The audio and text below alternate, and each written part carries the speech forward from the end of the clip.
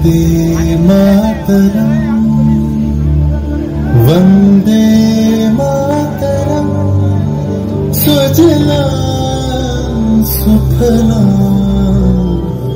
मलयज शीतलां शस्य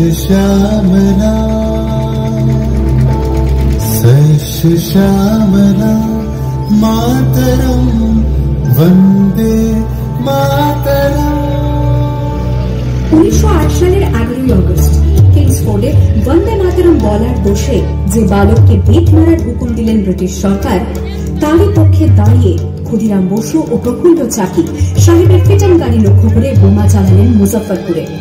সাহেব নিহত হলেন না, তবু নাবালক ক্ষুদিরামকে ফাঁসির হুকুম দেওয়া হল। জননী কুলহ তুলে পক্ষী শান্তনবাস দেহ তুলে চোখী কাঁদিছে তব চরণ তলে 30 কোটি নরনারী।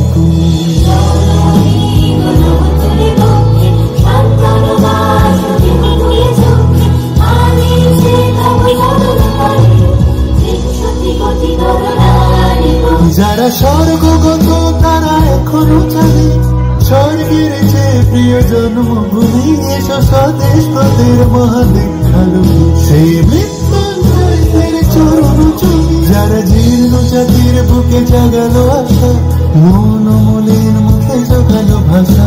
আজি রক্ত কমলে গাথা, আজি রক্ত কমলে গাথা মারল খালি বিজয় লক্ষ্মী দেবতাদের তলে।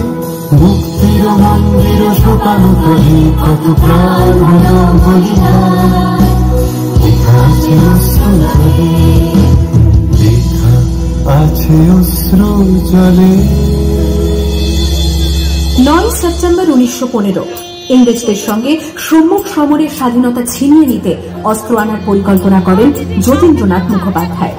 বালেশ্বরে সঙ্গীদের নিয়ে জাহাজ থেকে সেই অস্ত্র নামাতে গেলে ইংরেজ বাহিনী তাদের ঘিরে ফেলে। বুড়িবালনের তীরে লড়াই বাঁধে বিরাট ইংরেজ বাহিনী বনাম বাঘা যতীন ও তার 4 সতীর্থদের। এককালে শুধু ভোজালি হাতে যিনি বাঘ মেরেছিলেন, সেই বীর সেদিন লুটিয়ে পড়লেন। আমি হাসি হাসি পড়ব ফাঁসি, দেখবে ভারতবাসী। ও মা হাসি হাসি পড়ব ফাঁসি, দেখবে ভারতবাসী। একবার বিদায় দে মা, ঘুরে আসি। 18 এপ্রিল 1918 মাস্টারদা সূর্য সেন ও তার 65 জন শিষ্য মিলে পরিকল্পনা করে চট্টগ্রামে ব্রিটিশ পুলিশের অস্ত্রাগার লুট করে এবং তারপরে লুকিয়ে আশ্রয় নেন জালালাবাদ পাহাড়ে। এর 4 দিন পর ব্রিটিশ বাহিনী খুঁজে বার করে মাস্টারদা ও তাঁর সঙ্গীদের। সেদিনের অস্তমিত সূর্য ছিল সূর্য সেনের রক্তের আহ্বান। শোনো আহ্বান, আসি মাথা বলতে দুস্তার বাধা প্রস্তার ফেলে বন্যার মতো বেরিয়ে। আহ্বান শোনো আহ্বান, আসি মাথা বলতে দুস্তার বাধা প্রস্তার ফেলে বন্যার মতো বেরিয়ে। যুগ সঞ্চিত সুখে দিয়েছে সারা হিমগের শুনল কি সূর্যের অতিসারা। যাত্রা শুরু হচ্ছে ছোটে দুর্বার বেগে তটি, উত্তাপ কালে উত্তাপ নাচে মুক্ত সোজা নদী। যাত্রা শুরু হচ্ছে ছোটে দুর্বার বেগে তটি, উত্তাপ কালে উত্তাপ নাচে মুক্ত সোজা নদী।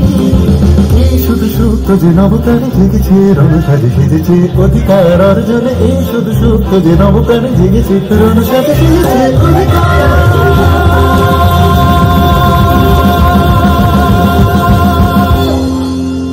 8 ডিসেম্বর 1930 বিনয় বসু, বাদল গুপ্ত, দীনেশ গুপ্ত সাহেবী পোশাকে ট্যাক্সি থেকে এসে নামলেন রাইটার্স বিল্ডিং এর সামনে।